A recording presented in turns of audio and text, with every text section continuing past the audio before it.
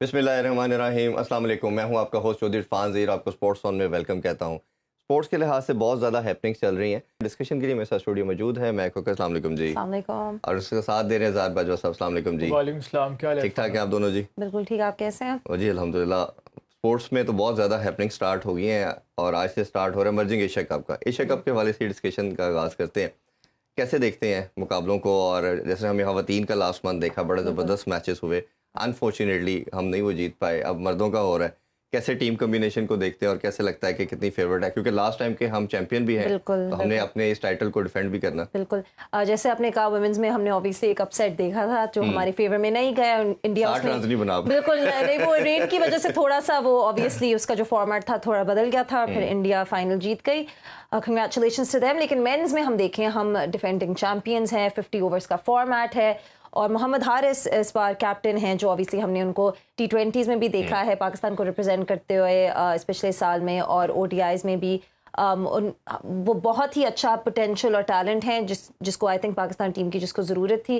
और उनके साथ और उनके अलावा 7 और प्लेयर्स भी हैं जो इस वक्त इमर्जिंग एशिया का पाकिस्तान टीम का हिस्सा हैं, जो नेशनल पाकिस्तानी टीम का हिस्सा भी रही हैं, रह चुकी हैं और हैं। तो आई थिंक ये इन जूनियर प्लेयर्स के लिए बहुत ही अच्छा मौका है। ये बहुत अच्छा इन्होंने फॉर्मेट और सिस्टम शुरू किया है इमर्जिंग एशिया कप का जूनियर्स के लिए। इनसे इनकी बेस ऑब्वियसली ज़्यादा सॉलिड होगी। कंपटीशन अच्छा इनको मिलता है, इनको अच्छी टीम से खेलते हैं। पाकिस्तान का जो ग्रुप है वो ग्रुप बी में है, इंडिया के साथ हैं। तो ये भी हो सकता है कि उनका फाइनल भी इंडिया के साथ आ जाए eventually. You never know, Pakistan India final. और फिर so I think this is great. जो स्क्वाड में हमारे पास जूनियर्स हैं उनको भी डाला गया है आई थिंक, लेकिन जो एहसानुल्लाह स्क्वाड में नहीं है वो हम मुझे जरा अभी थोड़ी बात सी। करते हैं। थोड़ा सा जी, मैं बिल्कुल। अजहर साहब को भी शामिल करूं गुफ्तगू में। अजहर भाई, हमें देखने को लगा कि काफ़ी ऐसे लड़के जो स्क्वाड का पार्ट हैं, जिसमें वसीम जूनियर भी है, धानी भी है, तैयब ताहिर भी, काफ़ी लड़कों को चांस दिया गया। साइम अयूब भी है और काफ़ी टैलेंट है। और हारिस हिमसेल्फ एज वेल के जिन्होंने अभी पाकिस्तान में T20 में बड़ा शानदार खेला। कितना ये बेनिफिशियल है इन लड़कों के लिए? क्योंकि ऑब्वियसली नाम से जैसे ऑब्वियस है कि इमर्जिंग है। इन लड़कों ने पास में पाकिस्तान को रिप्रेजेंट भी कर दिया है। तो ये प्लेटफॉर्म कैसे देखते हैं? क्योंकि पाकिस्तान ए, या जिसे पाकिस्तान शाहीन का नाम दिया जाता है, कुछ लड़के उसमें भी खेल चुके हैं। तो कैसी अपॉर्चुनिटी है इनके लिए? देखिए, ये पहले भी हम काफ़ी दफ़ा बात कर चुके हैं कि this is the Asia cup year and this is the world cup year. और ये लड़के वो हैं who are in strong contention for the Pakistan first team as well. तो इनके लिए बहुत ही अच्छी अपॉर्चुनिटी है कि इस टूर्नामेंट में ये अपने रन्स बनाए। और इंटरेस्टिंगली जो वेन्यू है इस टूर्नामेंट की, दैट इज़ इन श्रीलंका। तो एशिया का भी श्रीलंका में होना है और वर्ल्ड का भी श्रीलंका में होना है। तो इनके लिए ना सिर्फ ये अपॉर्चुनिटी है कि ये उन कंडीशंस के लिए एक्लेमेटाइज हो जाएं, और इन पिचेस पे अगर ये परफॉर्म करते हैं तो ये अपने लिए they can place themselves for contention of first team spot. तो ये बहुत इनके लिए अच्छी अपॉर्चुनिटी है जिसको इन्हें they should grab it with both hands. लेकिन जो बात हम डेफिनेटली एक अच्छी अपॉर्चुनिटी तो है, लेकिन जिस चीज़ को हमें मद्देनजर रखना चाहिए कि जो इमर्जिंग एशिया कप में लेवल ऑफ कंपटीशन होता है, this is not the same level of competition that is seen in franchise league like PSL या फिर जो इंटरनेशनल टीम्स का होता है। तो इस हवाले से अगर इनकी ये लोग जो भी प्लेयर्स इसमें अच्छा परफॉर्म करते हैं, we should also take the performance with a pinch of salt as well. हमें ये नहीं तवक्को रखनी चाहिए कि जो प्लेयर इनमें बहुत अच्छा परफॉर्म करेगा वो शू इन जैसी इंटरनेशनल टीम में जाएगा उसी तरह वो शाइन करेगा। दूसरी बात जो इस टूर्नामेंट के फॉर्मेट के लिए मेरे लिए बड़ी इंटरेस्टिंग है और बड़ी अच्छी चीज़ है जो PCB ने, जो ICC ने या ACC ने इसको जो स्ट्रक्चर किया, उसमें आप देखेंगे जो एशिया कप फर्स्ट टीम का हो रहा है उसमें 6 टीमें हैं, इंडिया, पाकिस्तान, नेपाल, श्रीलंका, बांग्लादेश और अफगानिस्तान। लेकिन जो इमर्जिंग एशिया कप हो रहा है इसमें 8 टीमें हैं, नेपाल, ओमान, UAE। ये 3 टीमें हैं जो इसके अंदर हिस्सा, इनके लिए भी अपॉर्चुनिटी है, इनके यंगस्टर्स के लिए भी अपॉर्चुनिटी है। नेपाल में क्रिकेट बहुत ही जल्दी कर रही है, तरक्की कर रही है। उनके इस फॉर्मेट के जरिए इनके पास भी अपॉर्चुनिटी है, इनके यंगस्टर्स के लिए भी है कि अगर इनके यंगस्टर्स इस टूर्नामेंट में अच्छा परफॉर्म करते हैं तो they have the potential to represent their national sides and make sure कि जब वो अपनी नेशनल टीम के लिए परफॉर्म करें तो वो नेशनल टीम के लिए भी अच्छा। ऑब्वियसली इसका ऑब्जेक्टिव भी एशियन क्रिकेट काउंसिल का या इमर्जिंग का यही है कि ऐसे यंगस्टर को चांस दिया जाए जो अभी टीम को रिप्रेजेंट नहीं कर रहे बट वो किसी ना किसी बड़े प्लेटफॉर्म पे आके खेले। एक बड़ा इंपॉर्टेंट इन्होंने जैसा नाम लिया, कल भी हम बात करें एहसानुल्लाह के, इसका ऑब्जेक्टिव यही है कि आप उन लड़कों को चांस दिया जाए जिनको टीम में होना चाहिए। और एहसानुल्लाह एक ऐसी कमोडिटी नजर आए PSL में, बेस्ट बॉलर के तौर पर भी हमने देखा, तो उनको ना शामिल करना, और ख़ास तौर पे सबका मानना ये था कि अभी वर्ल्ड कप के लिए और एशिया कप के लिए उनको कंसिडर करना चाहिए। कंसीडरिंग दिस फैक्ट कि उनको रावलपिंडी जैसे फ्लैट ट्रैक के ऊपर 2 मैचेस मिले जिस पे वो विकेट नहीं ले सके और उनको रन्स भी ज़्यादा कंसीड किए, इसको बेस बना के कि वो ओडीआई की कमोडिटी नहीं है, तो that was the ideal place कि जिस पे आप उसको दोबारा टेस्ट कर सकते थे। और उसको पहले आप बताइए प्लीज़ कैसे देखते हैं? देखें, एहसानुल्लाह का हमने पोटेंशियल और उनका टैलेंट हमने देख लिया, बहुत ही फ्रेश टैलेंट है, बहुत ही बड़ा एसेट है जो पाकिस्तान टीम के लिए बहुत बड़ा एसेट हो भी सकते हैं। उन्होंने जिस तरह डैमेज क्रिएट किया था PSL में, I think it was absolutely phenomenal. हर कोई बहुत इम्प्रेस था उनकी बॉलिंग से। मुल्तान सुल्तान्स के लिए उन्होंने बिल्कुल शाइन थ्रू किया था। अभी हमने देखा न्यूजीलैंड की सीरीज हुई थी PSL के बिल्कुल बाद, उनको मौका तो दिया गया था ODIs में दो मैचेस में। इवन अफगानिस्तान के अगेंस्ट उनको जब चांस दिया गया उन्होंने बड़ी शानदार बहुत अच्छा किया था। ये अलग बात है कि पाकिस्तान हार गया था, लेकिन ये उनकी वजह से नहीं था, उन्हें फिर भी बहुत अच्छा परफॉर्मेंस किया था। और जब भी उनको मौका मिलता है वो अपनी बेस्ट देते हैं। और अगर हम देखें न्यूजीलैंड के खिलाफ, जैसे आपने कहा, उनको मौका भी ऐसे पिच पे दिया था जिस पे हम सिर्फ रन ही एक्सपेक्ट कर सकते हैं। वो एक हाई स्कोरिंग पिच है, उस पे बॉलर्स की लक बिल्कुल भी नहीं होती, ये सबको पता है। PSL में भी हमने देखा है, इंटरनेशनली भी हमने देखा है। तो आई थिंक ये थोड़ा काफी अनफेयर चीज थी, स्पेशली एक ऐसे बॉलर के लिए जिसमें इतना पोटेंशियल है टीम के लिए अच्छी तरक्की और अच्छे अचीवमेंट्स हासिल करने का। तो आई थिंक इधर उनको अपॉर्चुनिटी नहीं देना इज क्वाइट अनफेयर। एक चीज़ है, लेकिन जितनी अच्छी उनकी बॉलिंग है, मैं कहूँगी उतनी ही उनको अपनी फील्डिंग पे काम करनी पड़ेगी, क्योंकि उनका जो स्टांस है ऑब्वियसली आई थिंक वो स्वात की रीजन से है। वहाँ पे कोई एकेडमी तो ऐसी होती नहीं है जिधर आप जाके प्रॉपर टेक्निक सीख सकें। बॉलिंग तो उनकी बहुत आई वुड से इफेक्टिव है, लेकिन फील्डिंग ऑब्वियसली, क्योंकि देखिए कुछ चीज़ होती है जो आप सिर्फ प्रॉपर कोचेज और टेक्निक से सीख सकते हैं, जैसे फील्डिंग भी होती है क्रिकेट में। तो उनकी टेक्निक उधर थोड़ी हमने देखा है कि लैक की है, वो स्प्लिट स्टेप नहीं लेते, स्प्लिट स्टेप लेना जरूरी होता है कैच लेने से पहले। तो लेकिन ये चीज़ obviously it can be worked on, इसको डेवलप भी किया जा सकता है विद टाइम। क्योंकि बॉलिंग है, PSL में हमने देखा है और T20 सीरीज में देखा, बड़ी अच्छी परफॉर्मेंस दी। ऐसा सब हमने देखा है कि प्लेयर को बनाया जाता है, जिसमें हम PSL के दौरान भी बात करते रहे, वर्ल्ड कप में भी हमने बात की, बड़ी मल्टीपल एग्जांपल्स हैं। जैसा शहीन को तैयार किया गया, आप अपना जब टैलेंट हंट कर लेते हैं तो उसको आप लेके चलते हैं। एहसानुल्लाह को इसलिए ज़्यादा डिस्कस किया जा रहा है या बैक किया जा रहा है कि ये शायद वर्ल्ड क्रिकेट में दूसरा बॉलर है जो कंटिन्यूसली 150 प्लस नॉच की बॉल करता है। मार्क वुड हमारे सामने था, हम कहते रहे इंग्लैंड गलती कर रहा है, उन्होंने मैचेस में नहीं खिलाया, जैसे वो टीम में इंडक्ट हुआ उसने विक्ट्री दिलवाई अपनी टीम को, क्योंकि it is not easy task to play on that such notch ball के आप 150 प्लस आ रही और कंसेक्टिव हर बॉल तकरीबन ये स्पेस पे करता है। तो ऐसे प्लेयर को रादर देन आप बनाते चले, टीम के साथ रखना भी आपको लगता है जगह नहीं बन पा रही, आप उसको मर्जिंग में लेके आते, उसको कॉन्फिडेंस देते, और जैसे ही अगर लेट्स अज्यूम कोई ऐसा प्लेयर आपका इंजर्ड हो जाता है आपके बड़े इवेंट से पहले, तो आपके पास एक बैकअप बड़ा सॉलिड रेडी होता। बल्कि ये आपने काफी अच्छा पॉइंट, क्योंकि अब्बास अफरीदी जो PSL में भी हाईएस्ट विकेट टेकर थे, उनको एज अ रिजर्व रखा हुआ टीम में, लेकिन एहसानुल्लाह को नहीं देखेगा। आपने बड़ा वैलिड पॉइंट रेज किया। आपको याद होगा जो शोएब अख्तर और ब्रेटली और शॉन टेट का era था, उसमें बहुत ज़्यादा ऐसे बॉलर्स थे, इवन शेन जो बड़ा 150 प्लस बड़ा रेगुलरली हिट करते थे।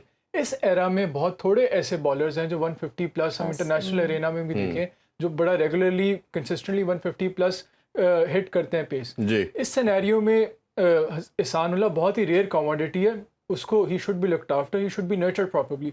लेकिन जो आपने बात की कि उनको मौका देना चाहिए था, नो डाउट एक बहुत ही क्वेश्चनेबल इंसिडेंट है जो इनकी एक्सक्लूजन है squad for the emerging Asia cup. लेकिन जहां रोल पहले जो आपकी नेशनल क्रिकेटिंग बोर्ड का होता था इन नर्चरिंग प्लेयर्स, वहाँ अब जो फ्रेंचाइज मॉडल के बाद फ्रेंचाइज का बहुत इंपॉर्टेंट रोल नजर आ रहा है नर्चरिंग। जिस तरह हारिस रऊफ है, हारिस रऊफ हम सबको पता है, वो कलंदर की जो अकेडमी, उनका स्पोर्टिंग जो टैलेंट हंट प्रोग्राम है, उसके तहत उन्होंने उसको प्रोड्यूस किया। इसी तरह एहसानुल्लाह की प्रोडक्शन में या उसको स्टेज में लाने में मुल्तान सुल्तान्स की टीम मैनेजमेंट का बड़ा क्रूशल रोल है। तो नो डाउट जो एक मोनोपली या पहले नेशनल क्रिकेटिंग बोर्ड्स के पास होती थी जो प्लेयर्स की डेवलपमेंट में रोल प्ले करते थे, अब फ्रेंचाइज के पास भी बहुत इंपॉर्टेंट रोल है जो प्लेयर डेवलपमेंट में अपना रोल प्ले करते हैं, जो कि एहसानुल्लाह के केस में मुल्तान सुल्तान ने किया भी है जी। अब हम ये एक्सपेक्ट करते हैं कि एहसानुल्लाह को बेशक नेशनल टीम के लिए एक्सक्लूड किया गया, लेकिन उन्हें इस बात पे बड़ा पॉजिटिव एटीट्यूड उनका होना चाहिए कि उनके पास और बड़ी अपॉर्चुनिटीज होगी। पूरी दुनिया में फ्रेंचाइजेज उन्हें अपने साथ खिलाना चाह रही होंगी, इसके थ्रू अपने टैलेंट को प्रोड्यूस कर सकते हैं। और वैसे भी ये not getting selected for an international team is surely disappointing in the short term, लेकिन जो अच्छे प्लेयर्स होते हैं वो इस डिसअपॉइंटमेंट्स को अपनी परफॉर्मेंस के तहत ओवरकम करते हैं। वही कह रहा हूं कि आप उसे चांस देते हैं, वर्ल्ड कप में शायद हो जाए। मैं आपसे अब सरफराज की, सॉरी मैं आपकी बात, सरफराज की एग्जांपल है, वो पाकिस्तान टीम के कैप्टन रहे थे, लेकिन उनको एक ऐसे 2-3 साल के लिए कंसिडर नहीं किया गया। उन्होंने डोमेस्टिक में परफॉर्मेंस दी, इसी मॉडल पे डोमेस्टिक परफॉर्मेंस देखी, इवेंचुअली वो दोबारा सिलेक्ट हो गए नेशनल साइड के लिए। इसी मॉडल पे इहसानुल्लाह को भी ऑप्टिमिस्टिक रहना चाहिए, पॉजिटिव रहना चाहिए, डोमेस्टिक में अच्छा परफॉर्म करे, अपनी फुल जान मारे। ऑप्टिमिस्टिक रहना चाहिए या नहीं, मैं उसमें इस पे भी हम बात करते हैं। उसमें एक चीज़ थी, जब PSL इधर हो रहा था तो हम लेजेंड लीग को कवर करने के लिए कतर में थे, तो उसमें तमाम लेजेंड्स का एक डिनर था। उस डिनर पे वी वर ऑल टुगेदर, तो उसमें हाशिम आमला और 2-3 प्लेयर, जिसमें जैक कैलिस भी था, ये वो बड़े नाम है, आपको बता रहा हूँ। They all called the Pakistani player, जिसमें मोहम्मद हफीज थे, मिसबाह उल हक थे, तो they discussed about this Ehsanullah. उन्होंने कहा जी यार हमने we have seen some matches और ये लड़का क्या लड़का है, हर बॉल 150 प्लस करता। पहले तो उन्होंने कहा कि आप ये फास्ट बॉलर प्रोड्यूस कैसे करते हो, हम सोचते हैं कि पाकिस्तान में टैलेंट खत्म हो गया और एक के बाद एक आ जाता है। फिर उन्होंने सब ने इतना ज्यादा प्रेज किया, अब पूरी दुनिया प्रेस कर रही है, और हम आप उसको कहीं कंसीडर ही नहीं कर रहे। और ये मेरा ख्याल है बड़ा अनफॉर्चुनेट और सैड है हमारे पूरे सिस्टम में कि हम अपने प्लेयर्स को वैल्यू नहीं करते। वैल्यू से याद आया, कुछ हमारे प्लेयर पाकिस्तान से रिटायरमेंट भी लेना शुरू कर दी है, छोड़ के जा रहे हैं, जिसमें से अभी रिसेंट जो नाम 2 दिन पहले आए, एक एहसान आदिल का आया और हमाद आजम का आया। अब ऑब्जेक्टिव क्या है? ऑब्जेक्टिव यही है कि अब they are professional, there are 2 school of thoughts. एक है कि आप जी नेशनलिज्म दिखाएं और अपने कंट्री को सर्व करें। दूसरा ये है कि यू आर प्रोफेशनल, आप you are professional, you have to play, you must play, और आपने कहीं ना कहीं तो खेलना ना, जहाँ आपको प्लेटफॉर्म मिलेगा। तो आपने पैसे भी कमाने हैं, अपनी फैमिली को भी लुक आफ्टर करना है, आपने क्रिकेट भी खेलनी है, जहाँ किसी भी स्पोर्ट्स से है। तो आप दोनों से मैं पहले आप बताइएगा कि ये लड़कों का जाना और उधर लीग क्रिकेट खेलना, और इवेंचुअली जो मुझे लगता है कि फ्यूचर में जाके उनकी नेशनलिटी के बाद उनकी टीम में भी आना, जैसे इयन मॉर्गन का हमें मालूम है कि वो पहले आयरलैंड से खेलते थे, फिर यूके की तरफ से उन्होंने इंग्लैंड की तरफ से खेले। इसी तरह डेविड वीजे अभी देख रहे हैं, हम साउथ अफ्रीका से खेलते थे, नामीबिया से खेल रहे हैं। तो आप कैसे देखते हैं इन प्लेयर्स के वाले?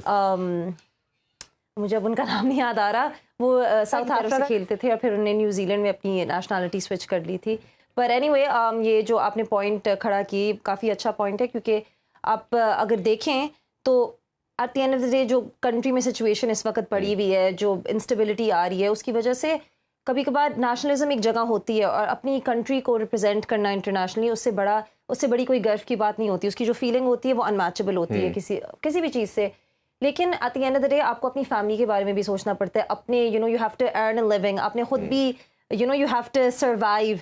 और ऑब्वियसली अगर हम देखेंगे अमेरिका में काफी इमर्ज हो रही है क्रिकेट, काफी उसको डेवलप करना, मेजर क्रिकेट लीग भी शुरू हो रही है, जिसमें काफी ज्यादा क्रिकेटर्स आके खेल रहे हैं। मेरा ख्याल अभी ब्रेक लेते हैं, ब्रेक से वापस आके मैं आपसे भी ओपिनियन लूंगा। हमारे साथ सही, अभी मिलते हैं ब्रेक के बाद। Welcome back sports on. हम बात कर रहे थे क्रिकेट के हवाले से, वो प्लेयर्स के पाकिस्तान छोड़ के दूसरे कंट्रीज में क्यों जा रहे हैं, क्या रीज़न है? रिजा साहब आप बताइए। इससे पहले अगर हम देखें तो समी असलम के अभी 5-6 लड़के और हैं जो इनको मैं पर्सनली जानता हूं कि वो जा चुके हैं, और मेरा ख्याल है मोस्ट लाइकली कुछ दिनों में या कुछ मंथ के अंदर आपको उनकी भी न्यूज़ आ जाएगी।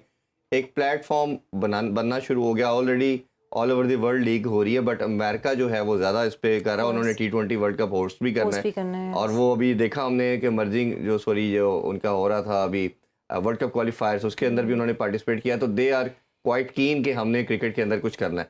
कैसे देखते हैं इस चीज़ को? देखिए, हमें इस बात को मद्देनजर रखना चाहिए कि जिस तरह मुख्तलिफ प्रोफेशन होते हैं, डॉक्टर है, इंजीनियर है, या सिविल सर्वेंट है, लॉयर है, जितने भी प्रोफेशन हैं, उनका जो करियर लाइफ स्पेन होता है नॉर्मली 60-70 ईयर्स की एज तक वो अर्निंग करते रहते हैं और उनका करियर चलता रहता है। जो एथलीट्स होते हैं या स्पोर्ट्समैन होते हैं, उनका जो करियर लाइफ स्पेन होता है जो वो बड़ा शॉर्ट होता है, नॉर्मली 15 to 20 ईयर्स में स्टार्ट होता है उनका एज अ स्पोर्ट्समैन या स्पोर्ट्सवुमन करियर। उससे छोटा भी हो जाता है, उससे छोटा जब when they represent their country or international level, or when they play for the international team, जब या किसी ए लीग या जिसको ए लिस्ट स्पोर्ट्समैन। और मोस्ट लाइकली, हालांकि अब तो जो जितनी मर्जी कह लेंगे फिटनेस रेजिमेंट अडॉप्ट करें एथलीट्स, उन्होंने अपने करियर को बड़ा प्रोलॉन्ग कर लिया और 35-40 ईयर्स तक भी चले जाते हैं। लेकिन डिस्पाइट दैट, जो 40 ईयर्स का एज पे जब कोई भी एथलीट या स्पोर्ट्समैन या स्पोर्ट्सवुमन हिट करता है, उसके बाद उनके वो सिक्कत या वो परफॉर्मेंस की कैपेसिटी Reflexes का मसला आ जाता है, वो सारी चीज़ों उनके का। पास ये बहुत शॉर्ट विंडो होती है जिसमें उन्होंने अपनी कैरियर बनाना है और पैसे कमाने हैं और अपने बाल बच्चों को पालना पोसना है। तो इस वजह से अगर कोई ऐसा एथलीट या कोई स्पोर्ट्समैन कोई डिसीजन लेता है जहाँ पे उसे कोई ज़्यादा फाइनेंशियली लुक्रेटिव ऑफर मिल रही है, तो उसको हमें इस डिसीजन को रिस्पेक्ट करना चाहिए। और जहाँ बात हो रही है हमाद इन जो प्लेयर्स की सानादिल और हमाद अजम की, तो हमें इस बात को ज़हन में रखना चाहिए कि these are those players who are not in contention for the first team right now. Yes. जो कंटेंशन में थे अभी वो भी जा रहे हैं, जिसमें चलें एक आधा का नाम मैं आपको ले भी देता हूँ। जुनैद खान की हम बात करें, वो टीम का पार्ट नहीं है, बड़ा परमानेंट मेंबर है। Yes. उसके अलावा बहुत लंबी लिस्ट है। हमने मोहम्मद अब्बास को देखा, टेस्ट कमोडिटी बनाया और बताया कि ये टेस्ट बॉलर है, हम उसको नहीं कंसीडर करें। वो तो इसलिए छोड़ के जा रही है, उनको मौका नहीं दिया जा रहा। इसमें देखें तो मतलब वही अगेन कि आप यहाँ तो वेट करें, एक स्कूल ऑफ थॉट जैसा मैंने शुरू में कहा कि जी आपने स्टिक रहना है, आपने कंट्री के साथ अपनी जो आपका इंटरेस्ट है आपका उसको शो करना है। मैं अगर आपको एक ओपिनियन दूं, being an athlete my self, देखें आई थिंक ठीक है, आप ऑब्वियसली रिप्रेजेंट करना अपनी कंट्री को, अपनी कंट्री के लिए खेलना इज़ वेरी इंपॉर्टेंट, लेकिन एक वक्त आ जाता है जब बहुत ज़्यादा इंस्टेबिलिटी चल रही होती है, अनसर्टेनिटी चल रही होती है कि आप कहते हो कि अब मुझे वही करना चाहिए जो मेरे लिए सबसे बेहतर डिसीजन हो। मुश्किल होता है अपनी कंट्री को छोड़ना, जो बेस जिस पे आप बड़े हुए होते हो, खेलते हो, एक आपका सिस्टम, एक ऑर्गेनाइज्ड, यानी कि आपकी एक वो बन जाती है ना रूटीन, लेकिन फिर आपको पता होता है कि अपने बेनिफिट के लिए मुझे वही करना चाहिए जो मेरे लिए बेहतर होगा। And most of the time specially अभी फॉर मोस्ट स्पोर्ट्स जो इस वक्त कंट्री के हालात हैं वो यही है कि आप कंट्री छोड़ के बाहर जाके नई अपॉर्चुनिटीज को अवेल अभी कुछ और टॉपिक पे भी डिस्कशन करते हैं जी। एक बड़ा अपसेट ही कहना चाहिए कि बांग्लादेश अपने कंट्री में बहुत अच्छा खेलता है। अफगानिस्तान ने 2-1 से सीरीज जीती। दोनों कंट्रीज के जो कैप्टन थे न्यू थे, हशमतुल्लाह थे, द लिटन दास थे, और उन्होंने अच्छा लीड किया। बट अफगानिस्तान जिस तरह एक मर्ज होती जा रही है, एक ऐसी साइड जो पहले अपसेट करती थी अब रेगुलर विक्ट्रीज हासिल करना शुरू कर दी। और आप देखें इन दोनों साइड ने क्वालिफायर भी नहीं खेला, they are playing good cricket, और खास तौर पे उनके मुल्क में जाके हराना बहुत अचीवमेंट थी। कैसे देखते हैं परफॉर्मेंस को? डेफिनेटली मैं कहूँगी कि ये अफगानिस्तान के लिए एक बहुत ही अच्छी विन सिचुएशन है। उनकी डेवलपमेंट जैसे आपने बात की, उनकी प्रोग्रेस जिस तरह चल रही है वो भी बहुत इंप्रेसिव है। हमने देखा कि जब हम भी उनके अगेंस्ट यूएई में खेले थे तो उन्होंने हमें भी शिकस्त दे दी, वो भी काफ़ी अपसेट थी। लोग ये एक्सपेक्ट नहीं कर रहे थे। ठीक है, हमारी ए टीम नहीं थी, हमने अपने नए यानी कि नए टैलेंट को ज़्यादातर भेजा था, लेकिन फिर भी डिस्पाइट ऑल दैट एक प्रेशर होता है। एक नई कंट्री है, नई टीम है, रिलेटिवली नई टीम है, उनके ऊपर ऑब्वियसली उनमें इतना एक्सपीरियंस नहीं था। ठीक है, हमारे लड़कों में भी उतना एक्सपीरियंस नहीं था, लेकिन फिर भी एक प्रेशर होता है। उन्होंने वो बहुत अच्छी तरह हैंडल किया, उन्होंने हमें भी शिकस्त दी। बांग्लादेश के खिलाफ भी उनके होम ग्राउंड में उन्होंने अब उनको भी शिकस्त दे दी है। सो आई वुड से कि ये बहुत ही इम्प्रेसिव विन है उनके लिए, और इसी तरह हम देख सकते हैं कि अब उनकी प्रोग्रेस आगे बढ़ सकती है। पैशनेट क्रिकेटर हैं, अग्रेसिव क्रिकेट खेलते हैं, इसी स्टेट ऑफ माइंड के साथ अटैकिंग ही जानते हैं, और 2-1 से जीतना आप कैसे देखते हैं? देखिए, ये जिस तरह महक ने बात की, ये अफगानिस्तान का जो क्रिकेट का ट्रजेक्ट्री है दैट इज़ अपवर्ड। इस टाइम अपवर्ड उनकी ट्रजेक्ट्री है। अब उनके लिए इम्पॉर्टेंट चीज़ ये है कि जो गोल्स रखते हैं आहिस्ता आहिस्ता वो इम्प्रूव कर रहे हैं। उनकी पहले जिस तरह आपने बात की, पहले वो अपसेट्स होते थे जब वो किसी बड़ी टीम को हराते थे, लेकिन अब बड़ा कंसिस्टेंटली वो अच्छी टीम्स को हरा रहे हैं।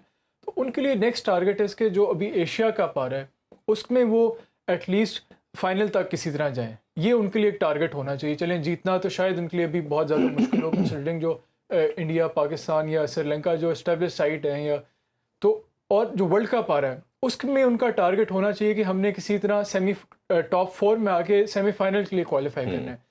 ये इनका टारगेट होना चाहिए। उस टारगेट को मद्देनजर रखते हुए उन्हें ये ऑब्जेक्टिव रखेंगे तो मजीद इनकी परफॉर्मेंस में अगर आपका विजन बड़ा हो तो फिर यानी कि आपका विजन बड़ा होना चाहिए, आपका गोल बड़ा होना चाहिए, फिर आप देखते हैं कि प्रोग्रेस होती है। चलिए, थोड़ी सी ऑब्वियसली वो हम इस पर डिस्कशन करते रहेंगे, थोड़ा सा टाइम की शॉर्टेज है, हम अपनी टेस्ट सीरीज के वाले से भी बात करें।